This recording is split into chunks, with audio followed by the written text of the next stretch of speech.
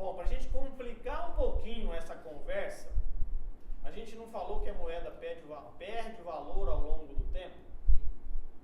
Isso é a atualização monetária.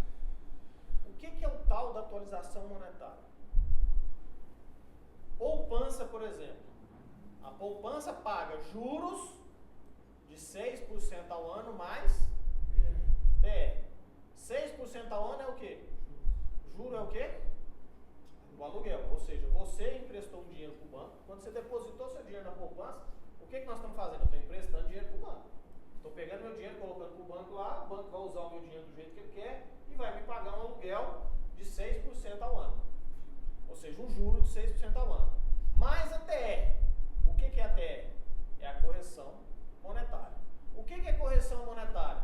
A correção monetária, o propósito dela é, se no dia 1º de janeiro de 2014, R$100 consegue comprar, sei lá, 50 litros de leite, no dia 1º de janeiro de 2015, esses R$100, o dinheiro que eu pegar lá do banco, tem que ser capaz de comprar os mesmos R$100. Ou seja, a TR aí, a função dela é fazer essa conta. Então a inflação é, na média, o quanto o dinheiro está perdendo de valor ao longo do tempo. Obviamente, como a gente não compra só leite, a inflação não é só a variação do preço do leite, a variação do preço médio de N produtos, é uma cesta enorme de produtos e serviços, mas enfim, o que a correção monetária se propõe é isso, é a manter o valor ao longo do tempo.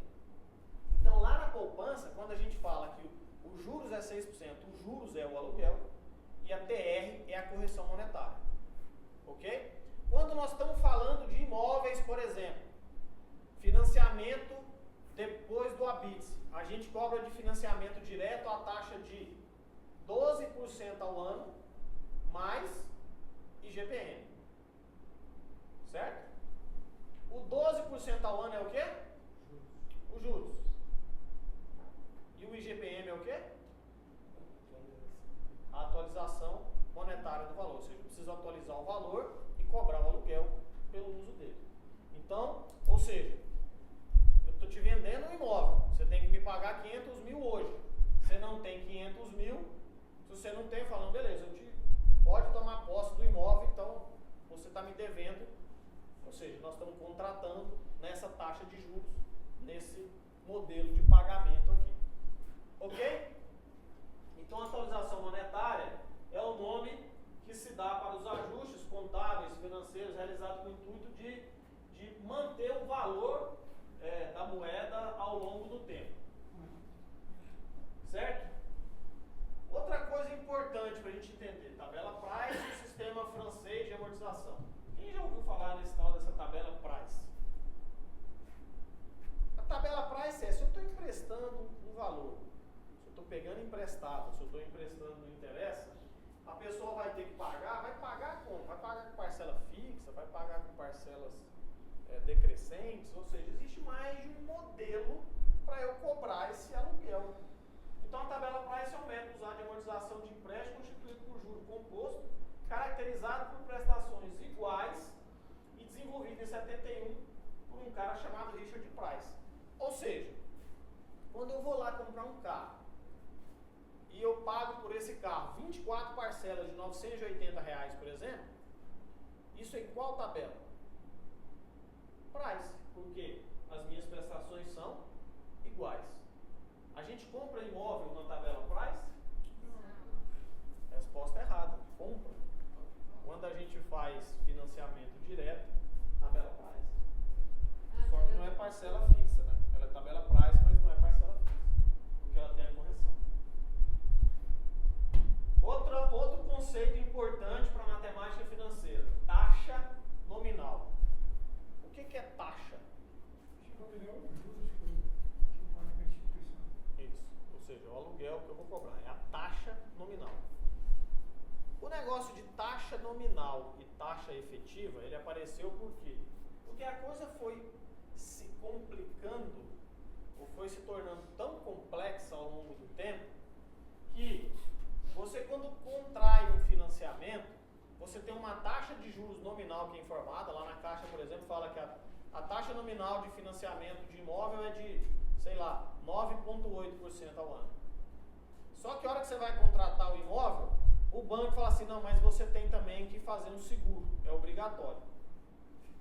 Mas também eu cobro uma taxa de administração aqui, que também é obrigatória. Na hora que você vai fazer, eu também cobro uma taxa de cadastro, que também é obrigatório. Tudo isso, quando a gente contrata o financiamento, está lá. Então, a taxa nominal é quanto ele diz que está cobrando. A taxa efetiva é a hora que eu considero todas essas variáveis, quanto aquilo de fato está me custando. Porque eu não tenho alternativa, o banco não me dá alternativa de contratar sem analisar meu crédito, de contratar sem me cobrar uma taxa de administração. Ele não me dá essa alternativa. Então, quando ele fala que está lá, então ele está me enganando? Não, ele não está te enganando. Ele só está mostrando para você que quando você contrata um financiamento, você está, na verdade, contratando vários produtos ou vários serviços ali com ele. Então, do ponto de vista de matemática financeira, a gente diferencia isso chamando de taxa nominal, o que ele diz que cobra, e taxa efetiva, o que aquilo de fato está me custando em função de todas as outras variáveis que entraram na composição daquela operação. Custo efetivo. Que aí é a taxa efetiva. Certo? Então, ou seja, taxa nominal é quanto o cara diz que cobra, ou seja, cara, eu estou dizendo aí quanto o banco diz que cobra, quanto o incorporador diz que cobra, e taxa efetiva é quanto de fato eu estou pagando na medida em que ele me obrigou a adquirir outras coisas junto para poder fechar aquele negócio. Certo? Então, sabendo disso, isso é importante para nós enquanto homens de negócio. Sabendo disso, quando eu leio lá que a taxa de juros de financiamento de imóvel na Caixa Econômica é 9,8 e no Bradesco é 10,2, significa que a Caixa Econômica é melhor? Não necessariamente.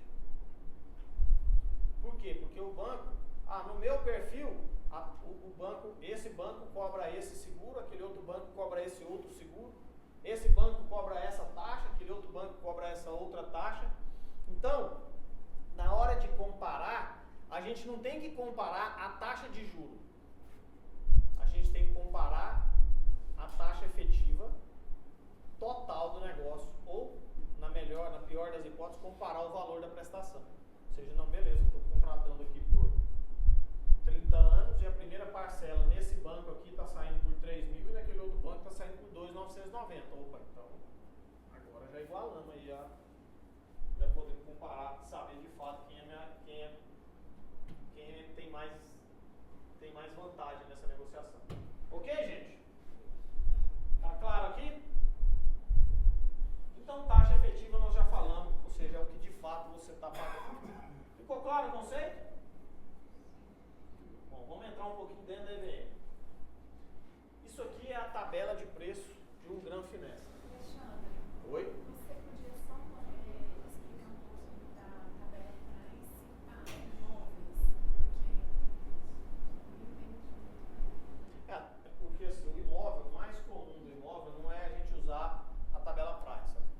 O que os bancos usam para imóvel é a tabela SAC, que é o sistema de amortização constante. Ou seja, como é que funciona ele? Você pega o valor do imóvel, ou seja, o valor que você está contratando de financiamento, por exemplo, 300 mil reais, e aí o que você faz? Você pega, é 300 mil reais, tá bom, você vai me pagar a primeira parcela daqui um mês. Como é que a gente faz esse cálculo?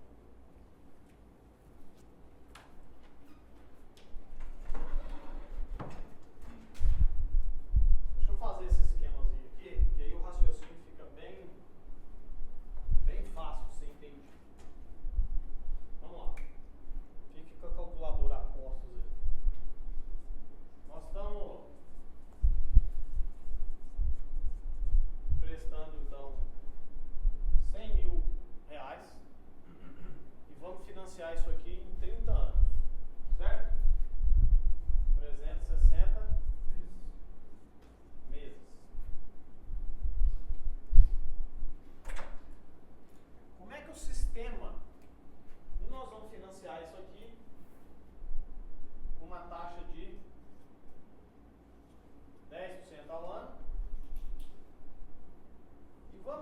imaginar que no perfil do comprador aqui, ele vai pagar, sei lá, R$200 de seguro. Vamos imaginar que não tenha outras coisas. Certo? Como é que a gente calcula, antes da gente fazer isso lá na calculadora, como é que eu calcularia essa operação no sistema SAC? Primeiro dividiria 12. O sistema SAC, o que ele faz? 10 por 12. Primeira coisa, eu tenho que converter a taxa anual aqui Taxa mensal. em taxa mensal. Daqui a pouco nós vamos aprender a fazer isso. Mas vamos, deixa eu mudar aqui para 12% ao ano, que é igual a 0,9486, né? Ao mês. Tá bom? Então, beleza. Primeira coisa que eu vou fazer é, eu estou pegando 100 mil, não é? Quanto que é o valor? Quanto que é o valor da prestação? Aqui eu tenho, 12%? peraí, eu tenho a data 0, aqui eu tenho a data 1 e assim por diante. O valor da prestação é 100 mil dividido por 360 meses. Faz pra mim aí 100 mil dividido por 360 meses. 100 mil dividido por 360. 277.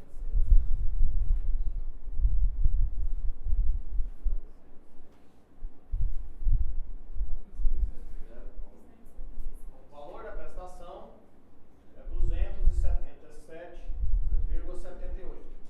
E ela vai ser 277,78 da primeira, da segunda, da terceira, da quarta,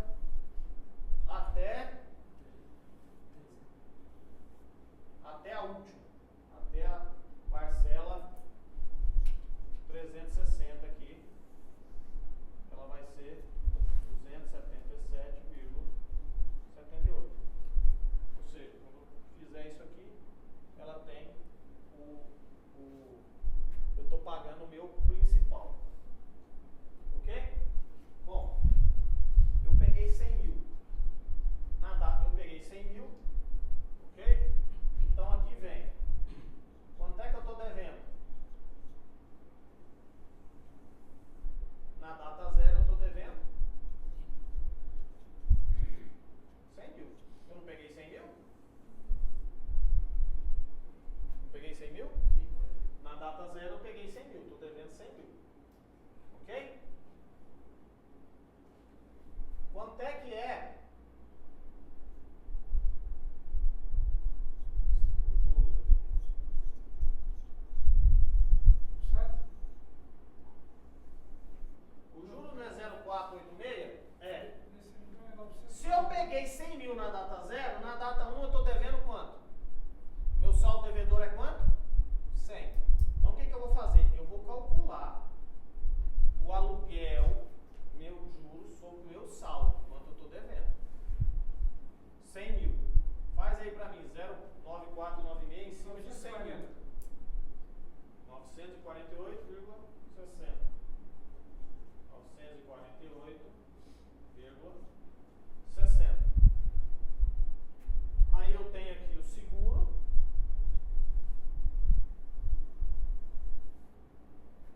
Imagina que não tem correção, tá? Só para ficar fácil. CAC, né? O seguro é meu 200. Imagina, não é seguro não. Seguro as outras taxas, tá? Seguro, as outras taxas tudo aqui, tá? Deu R$200 na nossa simulação aqui. Quanto é que esse cara, quanto é que é o valor da prestação então? Quanto é que é o valor a pagar? O valor a pagar vai ser 948, Aí 277. 277,78 200 dividido por 360. mais 200. Ou seja, o cara vai pagar de prestação 1.426,38. Agora, se era 100 mil e ele pagou uma prestação, quanto é que é esse saldo aqui? É 100 menos 277,78. 100 menos 277,78. Dá 99. Deu 99,722. Ok?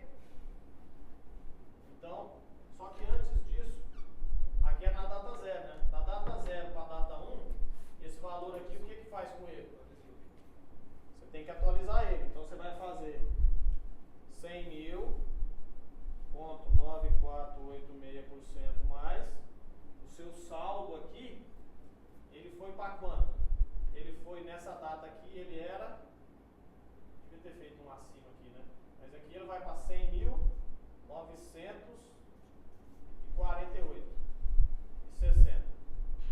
Ok? Aí quanto é que eu estou tirando desses 100.948,60? 244. Então você faz 244,78 menos. Quanto é que é o saldo que tem aqui? Se eu for quitar agora, 100.703. Quem aqui já financiou imóvel? Você já percebeu que nos primeiros meses o valor fica acima do valor que você contratou? É por causa disso aqui. Ou seja, você está devendo hoje, se você quiser quitar, 100.082.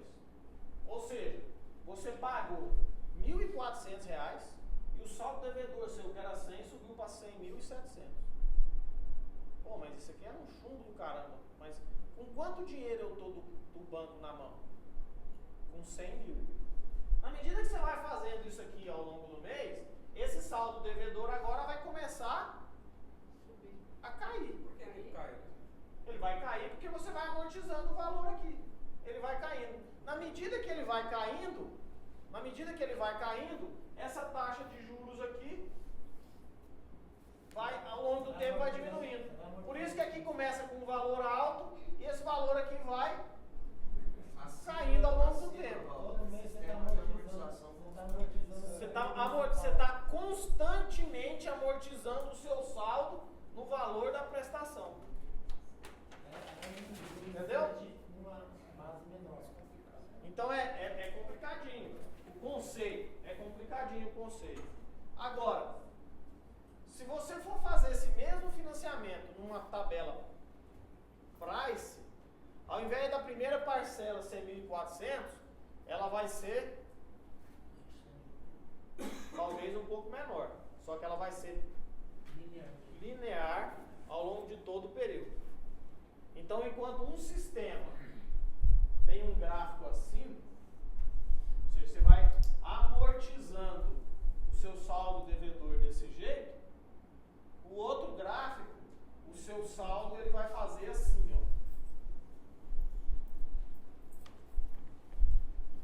Certo? Bom, vamos dar uma pausa nisso aqui. E vamos olhar para a estrutura de tabela, porque esse negócio todo que nós falamos aqui, ele está representado. Primeiro, nós estamos falando aqui na venda de um imóvel de R$920 mil. O exemplo aqui é um Granfinestra. Esse R$920 mil, nós estamos propondo que seja pago em 3 parcelas mensais, depois mais 37 parcelas mensais, depois mais 6 parcelas semestrais, mais uma parcela única e mais uma parcela única. Ou seja, sinal, mensal, semestral, parcela única e parcela de financiamento. Eu estou propondo, montei essa tabela de preço. Então, a primeira coisa, quando eu somo essas parcelas, é que elas dão 920 mil. 920 mil é o preço do Granfinestra hoje? 920 mil é o preço do Granfinestra para quem comprar desse jeito. Aí o cliente chega para você e fala assim, não, mas eu não quero pagar desse jeito. Ao invés do sinal ser 3 parcelas de 21, eu quero dar uma parcela de 100. Ao invés da mensal ser de 1.990, eu quero pagar mensais de 3.000. A semestral, ao invés de ser 19, eu quero que seja 10. A parcela única, que é 55, na data de fevereiro de 2016, eu quero pagar é 200 mil na data de fevereiro de 17. E o resto de financiamento bancário. E agora? Primeira pergunta, o resto é quanto? Nós temos que saber calcular. Segunda pergunta, essa proposta dele, se ao invés de falar resto, ele tivesse falado, e mais 400 mil como financiamento bancário. A hora que eu comparei essas duas propostas, isso é melhor ou isso é pior? Não sei, você está falando, eu não fiz as contas. Para falar se é melhor ou se é pior, eu tenho que fazer conta, porque nesse fluxo que eu teoricamente fiz aqui, o que eu fiz? Eu aumentei sinal, aumentei mensal, mas eu diminuí o valor e adiei o valor da parcela isso é melhor ou é pior, como fazer isso é o propósito de como se trabalha. Ou seja, é para isso que a gente aprende a mexer com essa danadinha aqui, para fazer essas contas. Lá na template, ela já faz essa conta automática para a gente só precisa alimentar essa informação, mas o que está acontecendo lá é isso. Ou seja, a nossa estrutura de tabela, o que não muda do ponto de vista de estrutura? A nossa tabela sempre vai ter 3 ou 4 parcelas de sinal, que em média representam 7% do valor do bem, em média, pode ser um pouco mais às vezes. Depois eu tenho as parcelas que eu pago durante o período de obra, e nós chamamos essas parcelas de poupança, que no caso deste produto, lá na data do lançamento, representavam 27% do bem. Então 27 mais 7, eu já cheguei em 34, ou seja, eu estou pagando durante o período de obra 34% do valor total. E os outros 66% é a parcela de financiamento, que são pagos depois do habite, porque o banco só empresta, só financia depois do habite. Ok? Então a estrutura de tabela da EBM sempre tem sinal, poupança e financiamento. Tem gente nova aqui, quando a gente falar sinal, nós estamos falando da entrada, que eu divido até em 3, e normalmente a parcela de sinal é fixa. As parcelas do período de poupança, nós utilizamos como índice de correção o INCC, como vocês sabem. O INCC é o quê? É a taxa de inflação do segmento de construção civil. Então, quando a gente está usando o INCC, significa que nós estaremos corrigindo o valor dessas parcelas com a variação da inflação do segmento de construção civil. Por que isso? O cliente pergunta, mas por que você me cobra o INCC? Você tem que responder para o cliente. Porque na medida que nós assinamos esse contrato, eu estou assumindo contigo um compromisso, você vai me pagar essas parcelas aqui, e eu estou assumindo contigo um compromisso que eu vou construir aquela obra. Então, aplicar o INCC aqui é dar para você a segurança de que eu vou conseguir fazer isso. É uma das seguranças. Que o valor que eu estarei recebendo de você vai me permitir comprar o cimento hoje, assim como daqui 1 ano, ou 2 ou 3. O tijolo, pagar o salário do engenheiro, o peão, comprar o vidro, a esquadria, a porta, né? Areia, o ferro, o material elétrico, o PVC, o piso, a tinta e assim por diante. Ou seja, o INCC é o índice de inflação, ou seja, o Índice Nacional de Construção Civil, ou seja, é como variam os preços do segmento de material de construção. No INCC não entra, por exemplo, o valor da cesta básica.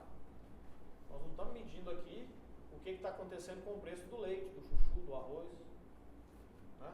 Mas entra o do cimento, entra o combustível, enfim, a cesta é bem ampla lá também. Ou seja, a preocupação, por que a gente usa o INCC, é porque ele representa mais fielmente o que acontece de variação de preço no segmento de construção civil. Então, de novo, como é que você fala isso para o cliente? Dizendo, olha, isso é uma das formas de você ter a segurança de que o valor que você está pagando ao longo desse tempo vai de fato permitir. Por quê? Se eu não usar esse valor, o que acontece? Eu posso não conseguir construir a obra. Isso é problema meu? Seu ou nosso? Nosso, porque você está me dando dinheiro para eu construir. Aí eu fiz conta errada, não estou dando conta de construir porque o cimento aumentou muito. Esse problema também é seu, porque você colocou o seu dinheiro aqui dentro e vai ter problema para receber o bem prometido. Alexandre, eu costumo dizer que é uma forma de equilibrar o contrato. Politicamente é assim, porque se você seguir com os valores da assinatura lá atrás, ele em algum momento vai acabar se equilibrando, porque a inflação vai atuando aí, né? E para ficar justo entre as partes, o INCC atua. A gente poderia, por exemplo, ter dito que a gente ia corrigir isso numa parcela fixa. E eu vou corrigir isso mensalmente aí a, sei lá, 0,8% ao mês. Aí 0,8% ao mês pode ser muito em algum momento e pode ser pouco em outro momento. Como é que eu vou saber então como é que isso vai variar? Aí a gente elege um índice, que é um índice nacional, que é um índice calculado por uma empresa, que é no caso a Fundação Getúlio Vargas, que é um índice nacional que é calculado por uma empresa que faz o cálculo desses índices para diversos segmentos e para o Brasil inteiro. Então, ou seja, é uma instituição independente, séria, né, e que faz isso para todo o mercado no Brasil. Então é isso que nós estamos falando quando a gente assume o INCC como sendo índice de correção. Usando o gancho INCC, a gente está fazendo qual que é, vamos supor, a gente está em alguns 3 empreendimentos, congelando as parcelas, qual que é o pensamento da incorporadora? Não, estou levando prejuízo. Como que é assim, vamos dizer assim, os bastidores, assim, como que é o... Ótima pergunta, eu estava torcendo para alguém fazer essa pergunta aí, porque eu acabei de falar que cobrar o INCC é uma das garantias para entregar a obra. Eu queria que alguém levantasse. Então, pera aí, a partir do momento então que você não está cobrando, quer dizer então que está correndo risco de não... Pessoal, na prática, qualquer coisa que a gente faça nesse sentido é o equivalente ao estar dando desconto. Então, quando a gente cria um plano com parcela fixa, o que eu estou falando? Eu vou fixar a parcela aqui, a gente internamente faz uma conta qualquer, assume um determinado, ou seja, estou dando um desconto aqui para o cara disso. Por que que nesse plano do imóvel blindado, a parcela fixa vale para o Walk, Blend, Chateau Marista, Metropolitan e só, os 4. Por que o DNA, o Gran Finesse e o Open House não entraram? Por 2 razões. Primeiro, porque eles estão muito distantes. Quando eu olho para um ano para frente, eu consigo, vai variar um pouquinho, mas dá para eu saber que o INCC de agora com daqui um ano não muda muito. Mas o INCC da agora com 3 anos, ou seja, já estaria assumindo um nível de risco maior. Segundo, que ele tem um balizador lá que o financiamento tem que ser no máximo 50%, ou seja, eu ainda estou limitando a metade do valor essa correção. Entendeu? Então tudo isso foram cálculos que a gente utiliza, e aí você fala, então isso aqui vai ter um impacto para nós de, por exemplo, R$15 mil nesse produto. Isso é o desconto que eu estou dando nesse produto. É assim que a gente trata. Nos bastidores, como você disse. Mas essa é uma conversa para a gente ficar aqui, tá? Não precisa...